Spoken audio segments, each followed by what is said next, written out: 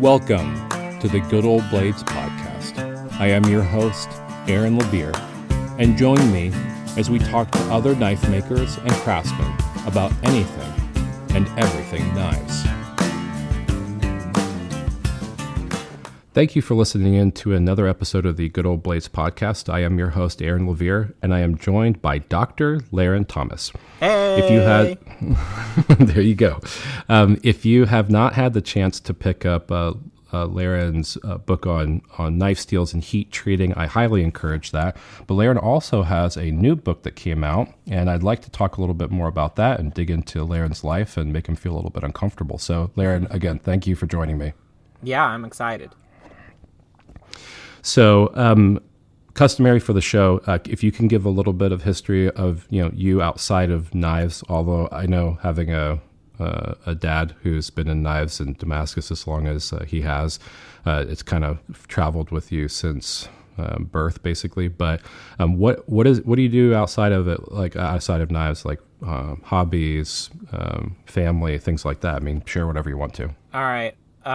So yeah, I can be boring because my hobby is knife steel and my job is developing automotive steel. So it's all steel all the time for me.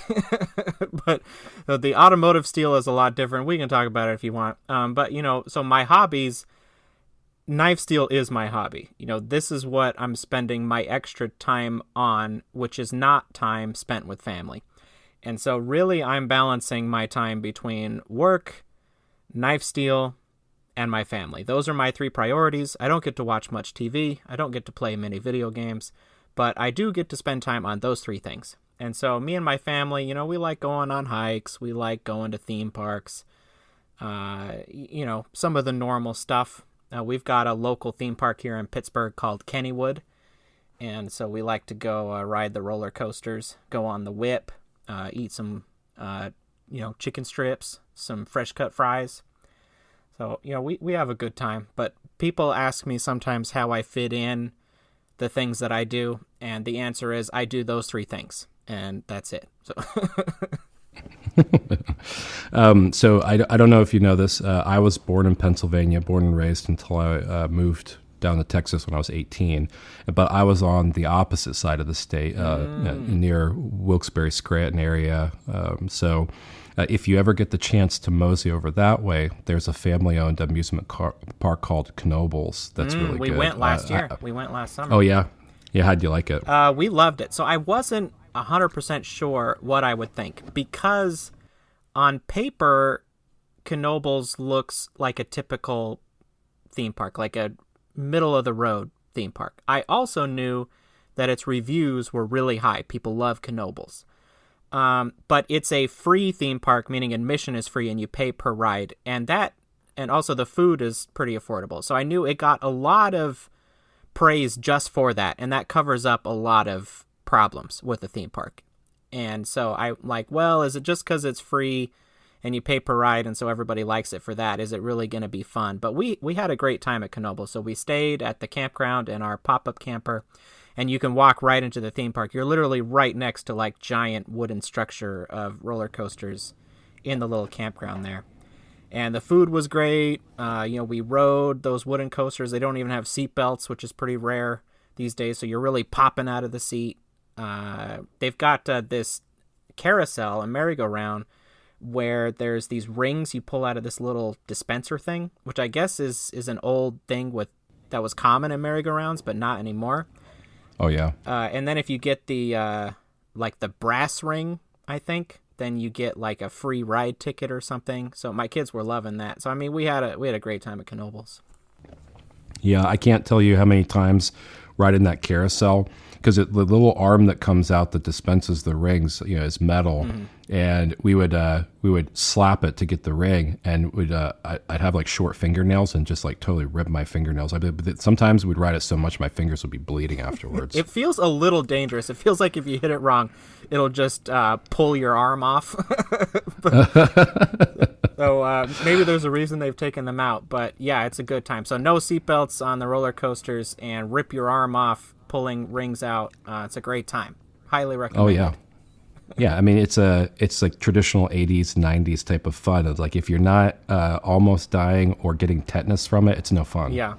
Oh, I was gonna say those. They had the McDonald's fun places, whatever they call them. They were everywhere when I was a kid. And then they had Discovery Zone, which was just a giant McDonald's fun place. Like those tubes would just go for miles. You'd get lost in them. And then the ball pits full of dirty diapers and whatever else was in there. But we had a great time.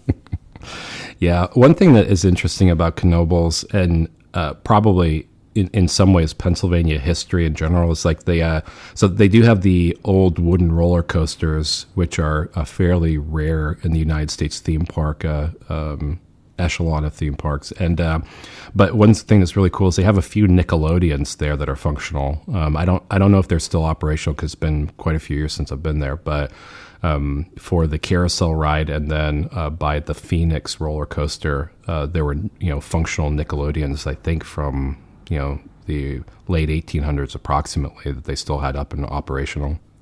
Yeah, they seem to like at Knoebels restoring old rides, old things, and that's something they take pride in. So yeah, it feels very out of time when you go there. But I will say, on the subject of East versus West Pennsylvania, there are lots of Pittsburghers that have never been to Philadelphia. Like, sometimes people ask me if I like my my Philly cheesesteaks in Pennsylvania. I'm like, wrong side of the state. They just group them together. But I mean, Pennsylvania or Philadelphia is like more the, New Jersey, New York giant metropolis area. And over here in Western PA, it's just Pittsburgh and then Ohio and West Virginia. We're not really part of the same part of the country.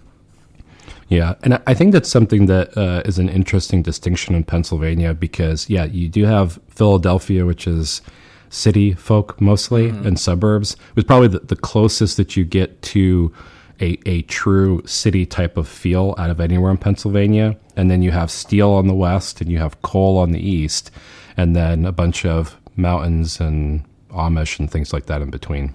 Yeah, there's like the city. So here in Pittsburgh, there's the city of Pittsburgh.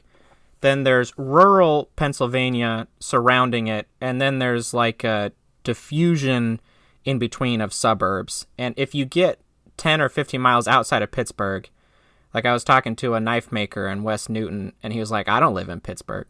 I'm like, I just came from there. It's a 15-minute drive. Like, you're in Pittsburgh. But they see themselves as in a different place. So.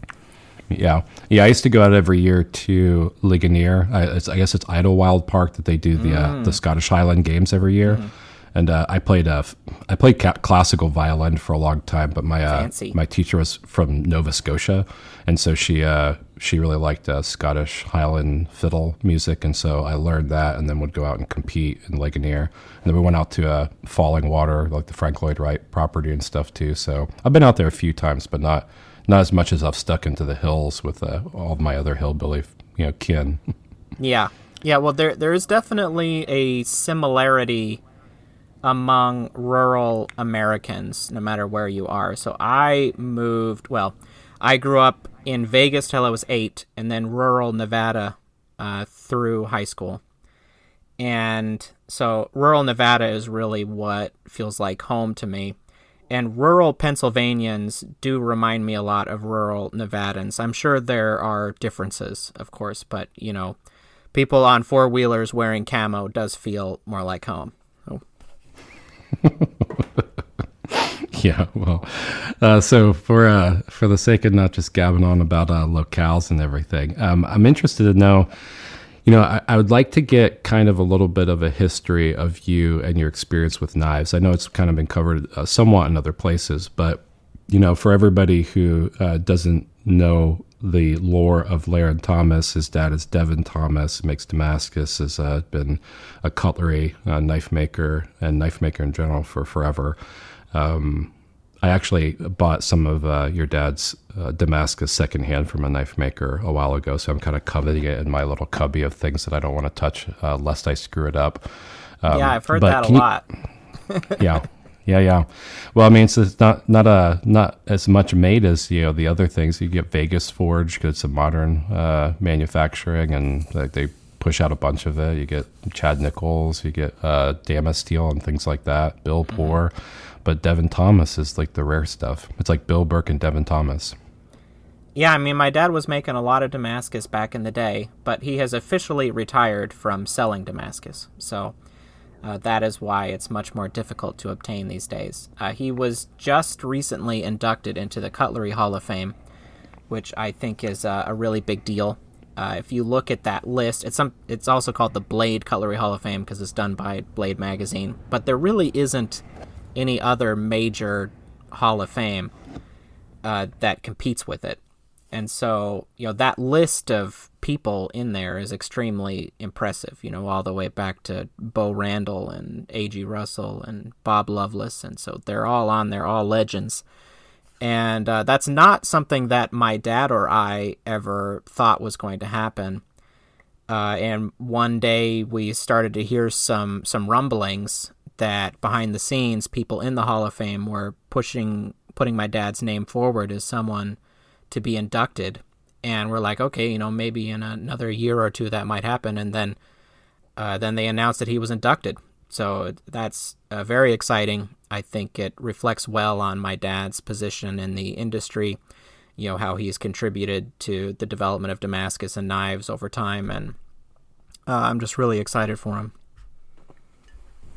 Yeah. So what early years of knife exposure and everything? I mean, obviously you have your dad, but I was listening to some other interviews and things like that you've done in the past, and so he started bringing you to knife shows pretty early on. What was that like as a kid? I mean, is it just standard like, oh, that's just dad's hobby stuff, or did it catch your imagination and your heart early on? Well, it wasn't my dad's hobby. It was my dad's business. So from as long as I can remember, that's what he did full time.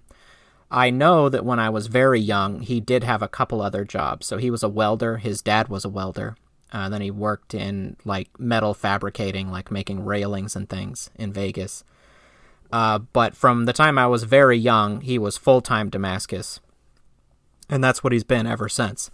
So this wasn't just my dad's hobby thing. It was my dad's business, which in a way maybe even changes things from there. You hear all the time, if your dad's a lawyer, you don't care about being a lawyer, or your dad's a doctor, you don't care about being a doctor. And to some extent, that was true for me. My dad was making Damascus, and it's like, okay, that's what dad does. I'm happy he's doing that, but it's not something that I'm going to do. But yeah, pretty young, as a teenager, like 13 or so, he started taking me to a couple hammer-ins, a couple knife shows, and what really stuck out to me was all the knife makers that were talking about steel and heat treating and, all the performance aspects. I am a nerdy engineer today as a professional adult, and that fits my personality. Those are the things that really stuck out to me. So we'd go to these shows and people would talk about these secret steels or the secret heat treatments. And so I would pester my dad with questions about this. And, he knew about a lot of these things. He had to learn about steel to make Damascus, how to heat treat Damascus, how to sell it, how to troubleshoot things when people were having trouble. So he knew some metallurgy. And then I got into it more and more. I read Dr. John Verhoeven's book. It was called something like Metallurgy of Steel for Bladesmiths and Others Who Make Knives, something like that. It was a really long title. Now it's published as Steel Metallurgy for the Non-Metallurgist. That was coming out in my mid to late teens, so I read that book. And I just got more and more into it. I was on Blade forums. I think you can see join dates on Blade forums. I joined in like 2001 or something really early as a teenager. And so I'd go on and I would debate everybody else about steel because I was really into it. I wanted to know everything about it. Yeah, that's interesting. What made you take the jump then from this like fanaticism about metallurgy and I guess figuring out what was true or false about heat treating and everything to a PhD and then to be a published author? I mean, because it takes a lot of time and dedication. Yeah, well, it wasn't a clear path. I was in rural Nevada in a very small high school. So my class was like 40, 50 students, and I was like number 5, which maybe in a class of 500 would be impressive, but in a class of 50, that meant I was in the upper tier, perhaps, but not looking like I'm on the road to a PhD in engineering. And I went to a year of junior college, and I did well there. The main thing that I got at junior college was just confidence in myself to go to college. Because, again, I wasn't going straight to a large university doing engineering. That was not in my mind at the time. I didn't see myself as being smart enough to do something like that. So I went to junior college. I did really well in pre-calculus, which is not a high-level math course for someone starting in engineering, which I was not yet. So I took pre-calculus, and I aced the class, which surprised me because in high school, I was pretty mediocre at math. I got a lot of B's in math. So I was passing, but it's not like, oh, I'm a math genius or like math is one of my passions. No, I did not do that well in math in high school. I did passably. I wasn't failing. I wasn't acing. So I took this class in junior college, and he was a lawyer who taught math on the side. And he described himself as a funny fat guy, and he would tell us to write really good reviews for him so that he could be made a full-time professor. And just everything he said made sense to me. All of a sudden, all these things were clicking. And I'm like, well, maybe I can do some complicated degree. Maybe I can go and do computer science or something. And then my dad was having some health problems, and I worked for him for a year. So I was not going to school. I lived at home in Panaca, Nevada with nothing to do. And I just worked for him for a year. And I had a lot of time to think. I was very frustrated. I was happy to do it, but I also felt stuck, when you're a young person and you really want to go to school or be with friends or find a girlfriend or whatever. Being trapped in a small town working for your dad is not always fun. And during that time, I made a couple knives. I sold them. I had some minor dreams of being a knife maker. But ultimately what I decided was I'm going to go get a degree in material science. So I was in Nevada. The universities there are pretty inexpensive. And University of Nevada, Reno had a bachelor's degree in material science and engineering. So I left and I got that degree. And, I didn't know exactly what I was going to do. I was really into steel. But when you get a degree in materials, you learn about some metals, you learn about some steel, but it's not like they're telling you about S35VN and vanadium carbides or something. They're teaching you about the fundamentals of how metals and materials work. And just like when you're taking your intro classes for any degree, that can be frustrating also. Just like, oh man, when are we going to get to the good stuff? Why do I got to learn about all of this minutia and these equations and things? So I'm getting near the end of my bachelor's degree and like, okay, what are my career plans? I did fine in school, but I had gotten a couple of C's. I remember there was a frustrating class in statics that I took, which is a regular course that most engineers have to take. And I found the teacher to be really good. I understood him. I thought the class was really fun. And every test I took, I just got a C on it. When I studied for the test, I could do every problem out of the book. And then I'd get to the test and just get a C. I was like, what is going on? So I'm like, well, surely the second test I'll do much better. And I kept getting C's on those tests. Don't know what happened. There's some classes you don't learn anything, you get an A. Some classes you learn a lot and you get a C. It happens. But I look at my GPA and it's 3.7. And I'm like, wow, that GPA is a lot higher than I thought it was. And really what has always interested me about steel is designing steels. When I was a teenager, I was really excited about the release of S30V. It was this new crucible powder metallurgy steel designed just for knives. And at the shows, I would go and talk to these crucible metallurgists, and I'd call them on the phone. Dick Barber was the metallurgist over the development of S30V. Scott Devanna was a sales metallurgist who would go to a lot of the shows, and I talked to both of them quite a bit, asking them lots of questions about steel. And I was just fascinated by this idea of developing a new steel. You know, what alloying elements are you going to add? How are you going to get high edge retention and high toughness and high corrosion resistance? And I'm like, well, if I want to do R&D and develop new steels, I really need a graduate level degree. And this GPA, it looks like it'll be good enough for me to go to grad school. So I looked into grad schools. I emailed John Verhoeven, who we mentioned earlier. I emailed George Krause, who wrote Tool Steel's 5th edition. I asked them where I should go to school, and they both told me Colorado School of Mines, even though John Verhoeven, he taught at Iowa State, I believe. He also recommended Colorado School of Mines as a good school for steel and metallurgy. So I said, well, he must know. And I looked at the program. They were doing lots of steel research. They have a steel research center there. And so I started studying a lot for the GRE, which is like the ACT, SAT, but for grad school. And so I'm like, well, I got to get a good score on this thing. So I studied that for months, I think more than people normally study for that dumb test. Even an undergraduate student that I recommended that she study a lot for it, she was like, people don't take that anymore. And I felt really old. So it still exists, but apparently it is declining in popularity. Okay, so where are we going next? So I went to grad school. I got that degree. I luckily was able to get a job at U.S. Steel Research, developing new steels. I was excited about that because development jobs in steel, there's not that many of them. There's a lot more jobs for mill metallurgists, quality metallurgists, etc., which didn't excite me that much. I wanted to design new steels. So U.S. Steel Research had openings. I got the job. And I worked there for 2 or 3 years before I started Knife Steel Nerds.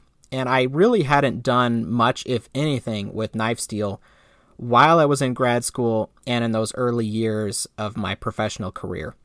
I think in part because I had given up on the idea of working with knife steel, just because, like, okay, this is such a tiny niche. How am I going to work in that industry? It's just not realistic. So let's kind of put it out of your mind, focus on the exciting parts of steel you can work on, and just leave knife steel behind.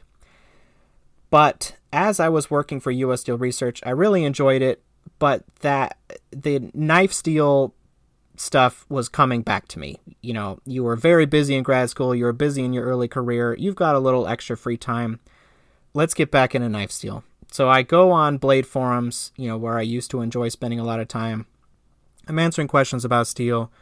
I wrote up a little mini article or two for Blade forums, just make a new post about cryogenic processing or something like that. And I put a bunch of work into that. I publish it, get some good comments, get a couple questions. And then it's back in page 2 or 3 a week later. And then someone starts a new thread asking questions about cryo. And I'm like, why am I wasting my time with this? So I'm like, I know, I'll make a website. And then if someone wants to know about cryo, they just find that article on my website. It's always there. Or if someone asks the questions about cryo, I just link to an article I wrote for my website. So I started writing articles for that. And it just grew from there to, you know, now I'm associated with knife steel in many ways, you know, developing Magna Cut, 2 books, you know, so I'm all in. So. Yeah, for anybody who's interested, the website is knifesteelnerds.com, and it is a compendium of a lot of information that Larrin spent a lot of time compiling, and everybody uses it in one way or another now. So it is probably as close to de facto on heat treating and cryo and everything like that you'll ever find in the industry, and buying his book will blow your mind too. Yeah, Knife Engineering was my first book. And so just like I got frustrated with the forums and their limitations, I started to get frustrated with the limitations of a website and a blog. Because it's just, you know, like every week or other week or once a month I put out an article, and again, they get lost in time, you know, several pages back on my website. And, you know, I write an article about something specific, you know, the toughness of 52100. But there's all this background information I can't be including in every single article. I'm not going to tell you everything about steel, metallurgy, and heat treating in an article when I'm trying to get to the toughness of 52100. I can't rehash it every single time. I'm like, well, a book is perfect for this, where you can introduce concepts a step at a time and show you the big picture so that you're not missing details because you don't know what I'm referring to in an article. I already introduced any necessary information for you before you got to chapter 7 on toughness of steel or whatever it is. And people have responded very positively to the book. Maybe eventually I'll be able to do a second edition to update it or add some more experiments and rewrite the sections that I don't like now. But yeah, so I've learned a lot about the benefits and detriments of different formats. So, we talked about forums versus a website versus a book. I've got the YouTube channel now. And so I try to tailor what I'm doing to the medium. Let's make the best thing that we can for people to learn in this medium. Yeah. Well, and, speaking personally, the thing that I like about your book is I felt, at least when I was originally getting into heat treating my own work, because before I'd just send it out to Paul Boss and tell him the knife steel itself and the Rockwell hardness I was shooting for, and he would take care of everything. Paul Farner over there, right? And it was pretty simple. But when I decided that I was going to start heat treating myself, I had to make a decision. I was like, am I either going to do it right, or am I going to fail at it and then have to just go back to Paul Farner to have things heat treated, right? And finding the heat treating recipes themselves for the different types of steels I was using was a little bit frustrating because, you have the manufacturer specifications, and then you go on a Blade forum or some other, or maybe people were covering it on YouTube, and it seemed like there was so much variation in what you were supposed to do. And then I'd have to sit and, trial and error all these different coupons of steel in order to figure that out myself. And I'm like, what's the point if all this data is out there, but I can't discern what is actually true or false, and I have to test it anyhow? It makes it really difficult for me. So going on your website, I could find that information, but I had to sift through all these articles that you were writing on specific things in order to find those recipes, right? So when you came out with your book, it was like, oh man, I can go directly to this section. I have little tabs for each steel type that I use, and then I'll have special notes that I write in the book for certain things. But single-handedly, you've saved me so much time and increased the consistency of my heat treating process just by writing that book and making it an easy reference. And then if I want to go back through and learn the individual components, like what makes this the way that it is, then I can go through and read the front half of the book. But I mean, all of it is just a humongous time saver and a lot of knowledge dump for makers like me. And I really have to thank you, because you've changed the paradigm of heat treating and metallurgy for the hobbyist and the common knife maker by releasing that book, and it's been phenomenal. Well, the benefit of learning the fundamentals, like what are you doing when you austenitize? What are you doing when you're quenching? What are you doing when you are tempering? Is that you then know what these different heat treating recipes are trying to accomplish. So sometimes, the recommendation I give for heat treating might be different than another recommendation, which is mostly a difference of philosophy. Like you might achieve similar things in the end. Sometimes recommendations are just bad. You're austenitizing too hot, you're tempering too cold, or whatever it is. So that's where it's beneficial to know the fundamentals, like should you add in cryo or not? If you don't know what cryo is doing or not doing, you don't know. And so if someone tells you, oh, you absolutely have to do cryo, you can only take their word for it. You don't know why to use it or not to use it. Or they just tell you general things like, oh, better edge retention or better toughness, or just lies about what it's doing. And so you just live in this sea of confusion. So that's why I recommend reading things like my book, so that when someone gives you a line of bull that you know that they don't know what they're talking about. Yeah. So how does it feel to be the proponent of all this data, and then have a bunch of people argue over what's the best super steel and everything based off of your data? Well, I can't say that I'm the only one to ever have done this. There are other people that have tried to teach people about steel and metallurgy. Well, when I say try, I don't mean that they have failed. I just mean that we're all trying the best that we can.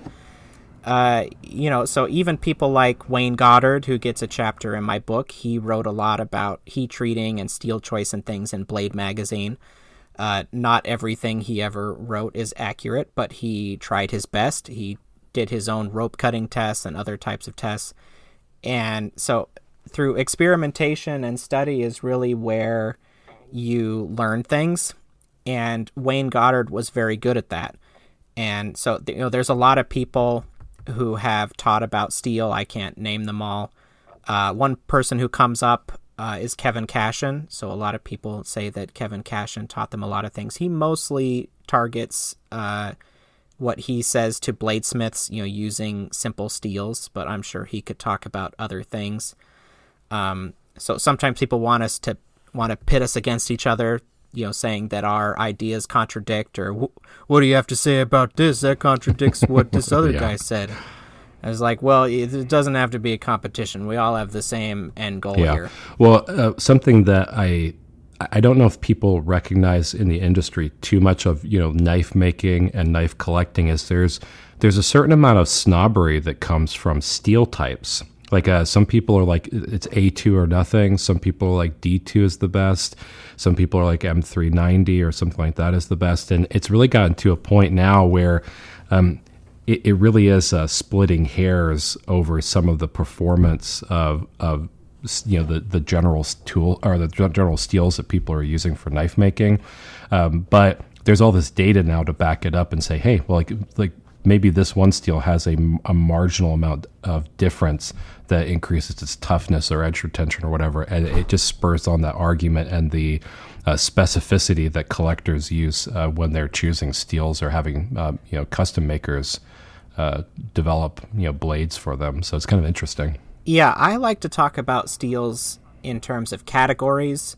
Like you said, splitting hairs, like if steels are in the same category, yes, you can still debate on like, okay, maybe M390 has a little bit more edge retention than S30V and a little bit less toughness, but they're still in the same category of performance. If you want to talk about big differences, and we can compare M390 and AEBL or M390 and 14C28N, then we're talking about different categories, or, even bigger differences like a low alloy steel like O1 versus a high alloy steel like S30V. And so then we can really talk about the big differences and why they have big differences. But when you're debating about two steels in the same category, that's the realm for nerds like me. And, it may or may not matter that much to your knife making process or to the end customer. Yeah, well, kind of on that point, when it comes to a lot of the super steels that you see out here today, I've noticed, again, it's like it really comes down to a maker only has so many steels that they can put in their rotation for making things, right? And it seems like the tides change when it comes to what the market is looking for fairly fast. Like it used to be that CPM 154 S30V or S35VN were kind of like that's what you thought of when you were looking for a high quality stainless. But now that MagnaCut has come out, everybody is like, oh, well, is this MagnaCut or is it anything else? And then you have people who are like absolutely, it's MagnaCut or nothing. So it's interesting how the data and the invention of these new steel types and everything really dictates some of the market, because I get asked quite a bit for MagnaCut specifically. Well, one challenge with steels for custom knife makers is that the hand-rubbed satin finish is a major element of many custom knives. And when you have a steel with high vanadium and niobium, like MagnaCut or S30V or some other steel, then that makes the hand rub finish much more difficult to achieve, because vanadium carbides are harder than the abrasive in most sandpaper, which is typically aluminum oxide, sometimes silicon carbide. And so, yeah, that's a number one complaint from knife makers about those types of steels. And so I think CPM 154 is going to have its place for the foreseeable future, because it does not have those harder carbides. And the steel is pretty good still. Not as good as MagnaCut, sure, but it's still very good, and it's a little more knife maker friendly. So, yeah, there's still going to be steels out there that aren't 100% optimal, but are a little easier to work with. Yeah. Well, and there's also some knife makers that they don't have the investment in a liquid nitrogen or things like that to do cryo treatments. And CPM 154 seems to do pretty well performance-wise without cryo. But that's also something that before I got into liquid nitrogen, I was always using your without cryo recipes, which helped a ton. But it's one of those things where I don't even really understand the differentiation between cryo and non-cryo, like what steels it absolutely needs to have it because it's a fundamental shift in the the structures and carbides and everything, and what's not. Like, is it dangerous to have a CPM 154 blade that is not cryoed versus cryoed, and things like that. But that gets into like the minutia of. Well, let's get into that one right now, sure. Because you are perpetuating a myth. There's no such thing as a steel that has to have cryo, and there's no such thing as a steel that does not benefit from cryo. Everything is in degrees. So when you're talking about if you need cryo, we are talking about excess retained austenite. So you heat up the steel hot to quench it. It transforms to the phase austenite. This is a non-magnetic phase. So anyone who's stuck a magnet to a piece of steel and saw it's non-magnetic, you are seeing that it's in the austenite phase. The atoms have rearranged themselves into a new arrangement, which is called face-centered cubic. It's now austenite. When you quench rapidly, it transforms to martensite, the hard phase. And if it does not fully transform, there is some retained austenite. If you have too much retained austenite, the strength of the steel is reduced. You'll see this in a drop in hardness by austenitizing too hot. And then you quench, you get too much retained austenite, and you didn't get peak hardness. So this can seem like no big deal, just don't temper it as much and you get the same hardness. But the steel, even if it measures at 60 Rockwell or whatever, if you have extra retained austenite, that will make the steel deform more easily for a given Rockwell hardness. So it'll behave like a steel which is several points softer on the Rockwell scale. So to avoid excess retained austenite, what you need to do is austenitize at a lower temperature, because the hotter you austenitize, the more carbon and alloy is in solution prior to quenching, and the more stable the austenite is. So it requires lower temperatures to transform to martensite. And that's where cryo comes in. It gets you to a lower temperature to get more transformation. So a steel only needs cryo if you're austenitizing above a certain temperature. So 154 CPM 154 is fine without cryo if you austenitize sufficiently low. And that is the case for any steel. Now, you cannot over-austenitize and not use cryo. And so sometimes I have recommendations where I only looked at liquid nitrogen. I heat treated it, I quenched it, I put it in liquid nitrogen, I made curves, I tested toughness, etc. And so sometimes my own recommendations, I just have to guess, like, okay, probably 50 degrees lower will be okay. And, all right, what conclusion am I coming to now? So where cryo then matters also is if you want extra hardness. So you can't always temper lower. Eventually you'll be under tempering. So you need to use cryo. And so you can get a final as heat treated condition, which is 1 or 2 points harder without much change to the other properties. The toughness goes down a little bit just because you're at higher hardness. And some steels like VanX LC200N, it's really hard to get above like 61 or 62 Rockwell with those. And without cryo, you're really limited to like 5960. So that's where you might say this steel needs cryo if you're unhappy with 59 Rockwell. But if you're happy with 59 Rockwell, they don't need cryo. So no steel needs cryo, but it can help you for certain heat treatments.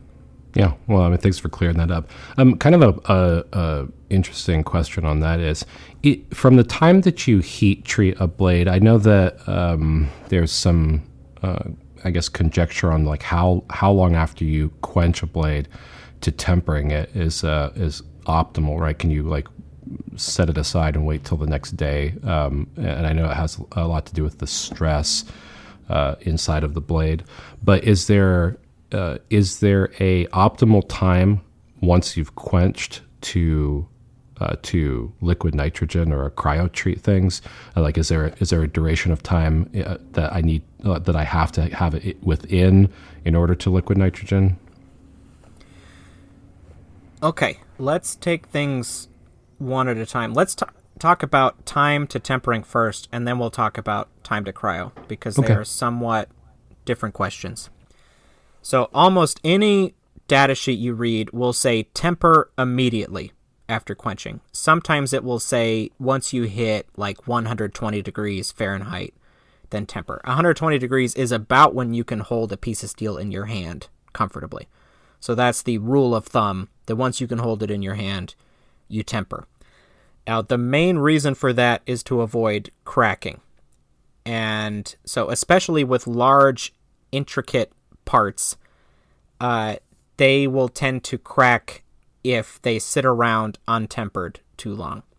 Now, personally, I have never seen a knife blade or a coupon that I've heat treated fracture by sitting around too long. And so I think this is mostly not an issue with knife blades. Now, the data sheets all say to temper immediately. So it's hard to say like, oh yeah, just let it sit around, it'll be fine. On the other hand, people recommend doing cryo for 24 plus hours all the time. And that's just sitting there untempered for that whole length of time. So, you know, it's not like cryo magically makes it so it's not hard, untempered steel and won't crack. So if that's not a problem, then sitting around at room temperature is also not a problem. So I think it usually doesn't matter. Now, the time between quenching and cryo does matter. The reason being that retained austenite will stabilize at room temperature. And there have been studies done where they've let steel sit after quenching before cryo for like an hour, 24 hours, then put it in cryo or a freezer or dry ice and seen how much austenite converts. And there's a huge difference. So if you wait 24 hours, dry ice almost doesn't do anything. And waiting only an hour makes it so a freezer doesn't do anything. And even waiting 24 hours with liquid nitrogen will still result in like half the retained austenite being converted as you would have gotten by going in immediately. So, you know, the best for transforming austenite is a continuous cool down. So you quench, and then you put it in your liquid nitrogen or your dry ice right away. And that will lead to more complete transformation. Yeah, and that makes sense. I've actually had some issues recently with some Vegas forged Damascus. I think it's 440C, and I forget what the other steel is. But I had heat treated them and then got my Dura and liquid nitrogen and everything like several days later, and put in liquid nitrogen, and the Rockwell testing was not any different from the initial quench when I tested it and after I liquid nitrogened it. But I mean, it set, probably 4 or 5 days in between those things. I didn't notice much of a change in it.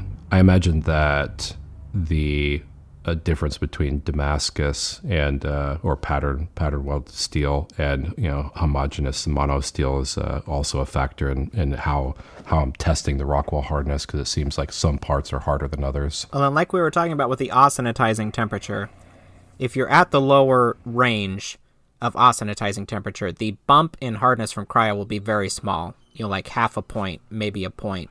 Where when you're getting to the higher temperatures, that's when you get the big jumps in hardness. And so, maybe you were just on the lower end of austenitizing where it doesn't change that much. That, in combination with sitting around for a few days, definitely would result in little or no change. Yeah. So I want to segue a little bit into talking about ApexUltra, since the MagnaCut is your introductory steel that you developed, right? But can you talk a little bit more about ApexUltra?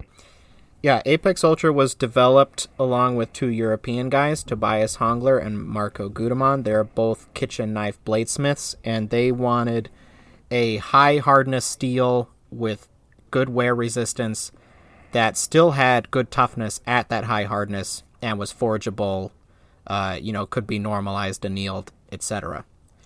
And they came to me with a couple of compositions and asked me to analyze them and tell them if it would meet their goals, their goals for the property combination that they wanted.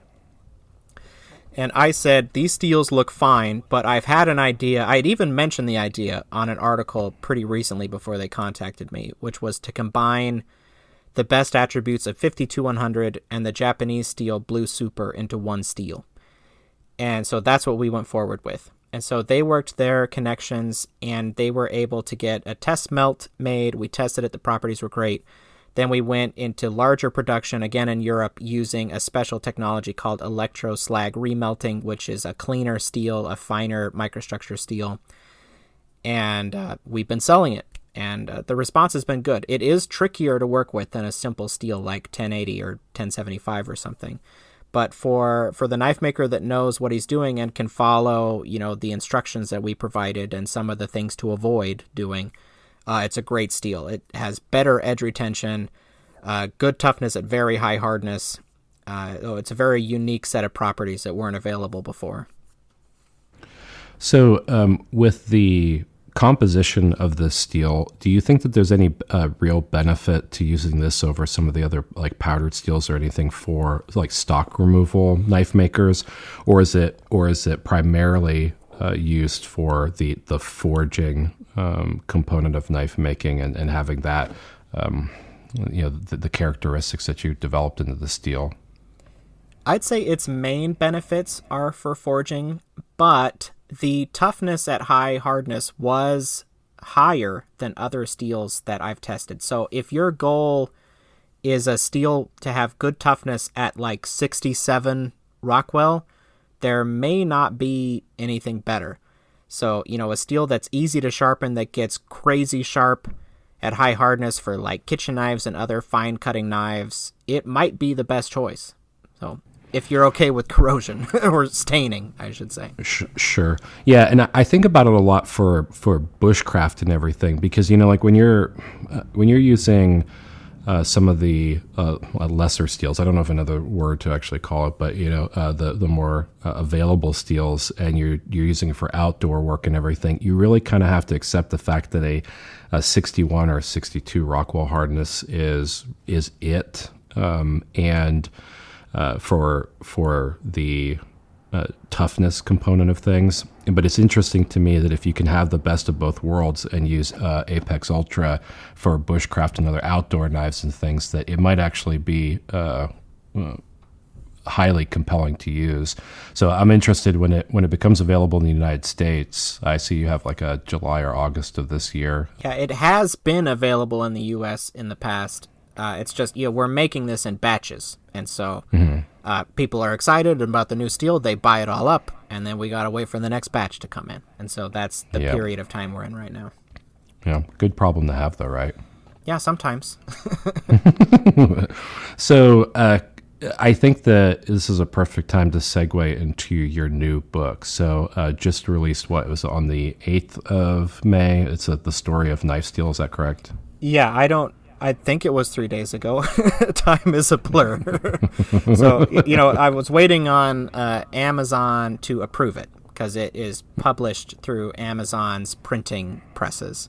And so, it had to be approved by the robots or the people. I don't know who approves it. It seems to be a weird process. So, yeah, It was released 3 days ago. The Story of Knife Steel, Innovators Behind Modern Damascus and Super Steels, by me, Dr. Larrin Thomas. Yeah. Well, thank you for this book. I have it on order in hardback because when you mentioned that the photos and everything were better quality too for hardback, I was like, okay, I'm just going to splurge a little bit on the book. I should have got the PDF so I could have read it before this. But something that's interesting to me is, at the in the 70s especially, there was this period of time with some of the debate on steels and them being dirty, right? And I don't know that I've ever really gotten a good clarification from knife makers on what that means and why the shift from American steels to some Japanese steels, and then Loveless's 154 CM and so on and so forth was like what precipitated that to happen. But it's interesting to me that it seems like you cover a lot of those kind of topics in the evolution of knife steel. And I just kind of want to talk a little bit more about some of the content of the book, not spoiling it necessarily, but all those things really interest me. Well, the book is 500 pages long, so I can, we can spoil about 10 pages of the book over the course of this interview, and there will still be 490 pages left to read. So we don't need to worry about spoilers for the book. That is right. So can you talk a little bit about this, that concept of dirty steel, what that means, and how that influenced like this evolution of new knife steels and new locales for knife steel manufacturing? Sure. So I just mentioned that ApexUltra is made with ESR, electroslag remelting, and that is a method of making steel to make it clean. So clean versus dirty is talking about impurities in steel. So impurities are things like oxides, phosphorus, sulfur. Those are big ones.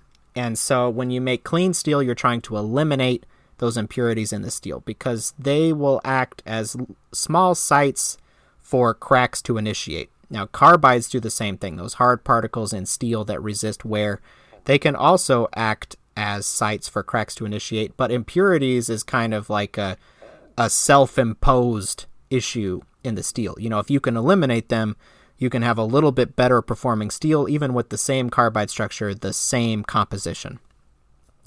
Now, you're mentioning in the 70s and 80s, they started to say that 154 CM, which was the most common custom knife maker steel at the time, was dirty, they called it. And the stories of this sound a little exaggerated, but some of the knife makers are talking about having like pea-sized, holes in the steel essentially, which sounds a little insane to me.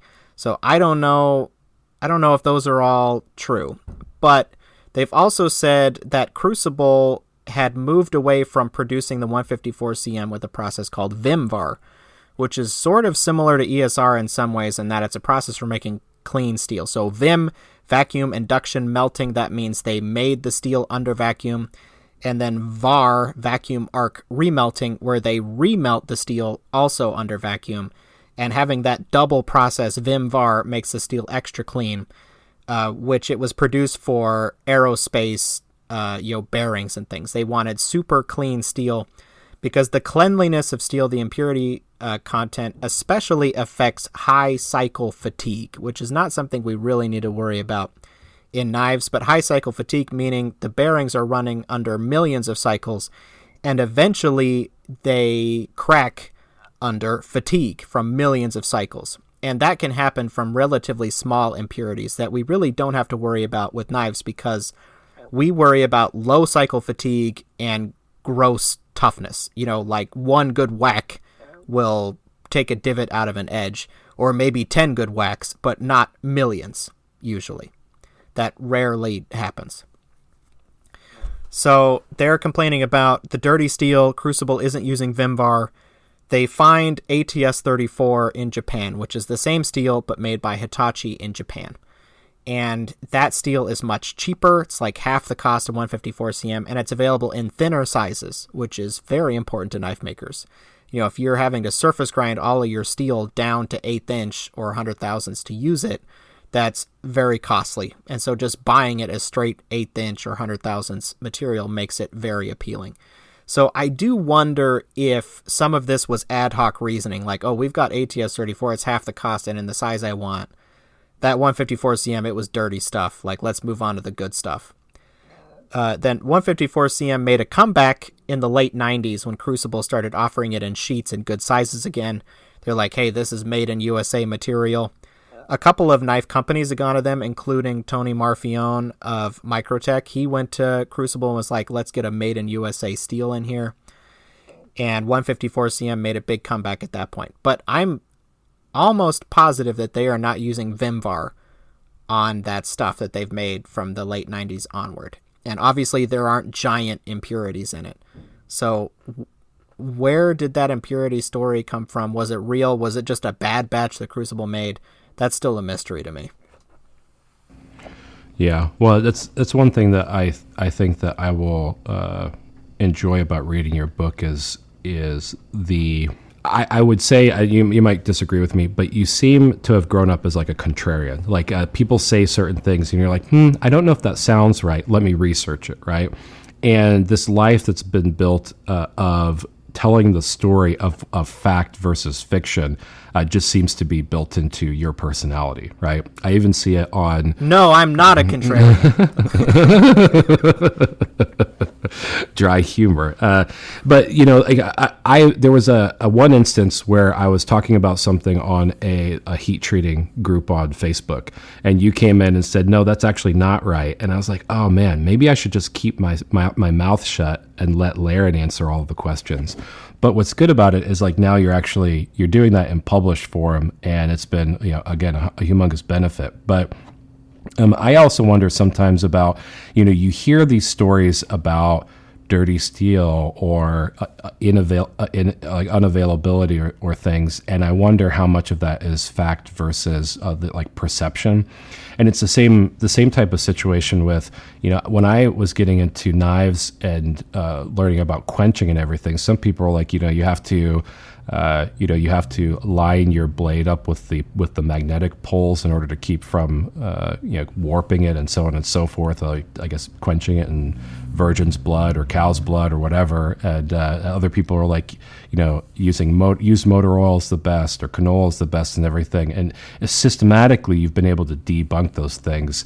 And to me, that is it's highly beneficial to somebody like me, because I have all these questions, and you just naturally, throughout this osmosis of trying to debunk things, have answered a lot of questions that I've originally had. Yeah, I've got a lot of different directions to go based on what you said. So the one is that, you know, debunking has been a long process. People before me, you know, during my time, and will continue after me. You know, many people have debunked things, and a lot of things that I am debunking are things that other people debunked. You know, so I can't claim all of the credit for that. So one thing that's covered in the Wayne Goddard chapter of my book is debunking packing, which was a common thing claimed by forging bladesmiths for decades, that you would forge the edge of the knife at low temperature at the end of the forging process, and that it would pack the molecules closer together. And this is mostly a dead theory, hypothesis, marketing point, but it still comes up sometimes. And I'm like, wow, I can't believe you heard that from another knife maker. I thought it was long dead. So, I mean, with this debunking stuff, it's a cycle. You know, just like there are myths that never die about Bigfoot or whatever it is. In the knife world, we've got our own myths, and we have to continue to debunk them. And it seems like they never fully die. There's always a little pocket in some random place where a bladesmith keeps teaching people about packing or quenching with the magnetic poles. But we have to soldier on, and we explain to people what happens in the steel, what doesn't happen, and hopefully one day nobody talks about these myths. But until then, we just have to do the best that we can. Now, what else did I want to say? I made one of the 3 points I wanted to make, and now I have no memory of the other 2 points. So you'll have to ask another question. Well, I think in the interest of time and everything, what I want people to understand about this conversation too is like you have been able to expand the realm of metallurgy and knife making through your passion, and I think that people who really adhere to your books and what you've done with Knife Steel Nerds and everything who want to get into this, what are some recommendations for ways to start for the newcomer into metallurgy or knife steels? Well, knife engineering is a really good introduction. It's a big book, but it really doesn't have that many words in it. In fact, the word count of knife engineering is less than half of The Story of Knife Steel. Just because there's a lot of pictures, a lot of diagrams, and so it's really pretty easy to read, or at least that's what the 5-star reviews on Amazon say. So, I've had a data-driven approach. So you talk about being a contrarian. Really, it's not about disagreeing with people. It's like, let's find the real truth. Let's do that through an understanding of the fundamentals and simple experiments. Does a freezer do anything for steel, or does it have to be liquid nitrogen or dry ice? Let's just do the experiment. There's no need to have belief in here, or, my knife maker that taught me is better than your knife maker that taught you, and so I know. We don't have to include belief in this.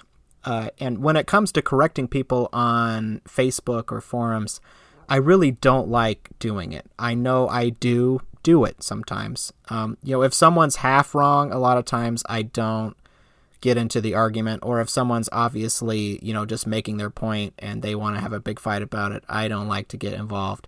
Now, if someone says something, it's clearly wrong and it's a relatively short explanation to say why, then sometimes I do insert myself, just like, okay, this is a myth. It's easy to explain that it's a myth, and let's just, let's get it out there. Yeah. Well, I mean, I appreciate that. I think that on behalf of all knife makers, thank you for your work. You can, for anybody who's interested, you can find Larrin's new book on Amazon. You can buy it through PDF, hardcover, and paperback. Mm-hmm. Do you have anything special you want to talk about your book on? I mean, I'm actually there's so much to unpack about it. I mean, I've only looked at the content list that you have on each chapter, and I mean, I'm kind of salivating to be able to read it. But I'm kind of interested to know if you have any particular areas that you want to focus on or talk to as part of all these chapters that you have compiled. Yeah, well, one thing to mention is that the easiest way to get to the PDF copy is just through my website. You can click on the article about the book, and then there's a link to PayHip, which is a service that sells, digital products, in this case, the PDF. So the PDF is a little cheaper than the paperback. I'm not a huge fan of digital copies, but, the book is not available in every country. The book is pretty expensive to print because it's 500 pages in color. And so, yeah, the PDF is there if you want it. My favorite is the hardcover, as you mentioned, Aaron, because, it's a little sturdier, and it has what's called premium color printing, which just means the color pictures look a little more contrasty, a little more vibrant than the paperback. The paperback is fine. It's not bad. I got a new paperback today, and I was actually surprised how good it does look, but the hardcover is better. But yeah, subjects in the book. The book, there are books out there already about like ancient knives or like old Sheffield knives or Bowie knives, or there are some books out there. Those were not the subjects I wanted to retread. I was interested in the modern era, like from 1900 or so to today. What has happened in the knife world, because what happened with Sheffield knives is only tangentially connected to the knife world today. What happened, what evolved to get us to here now. And so that covers both the steel history and the knife history. And so, we go from production knives in the major companies like Camillus or Schrade in the early 1900s, up to the more specialty knife companies like Buck and Gerber and Almar, and then the more modern extensions of those like Spyderco or Microtech, and the growth of the custom knife industry, which really did not exist until the 1970s. There were a handful of custom knife makers before then, but the explosion of custom knife makers, that all traces back to the early 70s. Yeah, I'm actually really interested in your chapter on Al Pendry and John Verhoeven's and like the Wootz Damascus or whatever. Like, what are you going to talk about there? The only I know that there's a few knife makers out there who actively try to make it and perfect it, but but there's only one reference, I think, otherwise to it, and there's a YouTube video or documentary that was done where Al Pendray was talking about. I guess there were scientists from the Middle East somewhere, I believe, that came over and wanted to experiment with it with him, and there was some video that I watched on it. But I'm actually really interested in the history and what you've collected on it. So I really can't wait to read your book. Well, one thing about the Wootz story, and this is, whenever I found these stories, I always included them in the book. There's several times in history when a metallurgist or scientist got together with a knife maker to discover something or develop something related to steel. And Wootz is one of them. It's actually happened multiple times. So all steel was carbon steel back in the day. It was iron and it was carbon. There were multiple ways of making steel. They all made steel with iron and carbon. In the late 1700s, early 1800s, the Europeans got real interested in Wootz made in India. It was this legendary material. We're like, how can we make something like this? So Michael Faraday, a famous scientist, got with James Stoddart, a cutler, they call him. So a knife maker, owner of a knife factory, something like that. They wanted to recreate Wootz. So they analyzed Wootz. This is so early in steel, it was recently discovered that the difference between iron and steel is carbon. So this was a new discovery just a couple decades before. So, they found that Wootz is high in carbon, but they thought, okay, there's something special about this steel. We need to figure out what it is.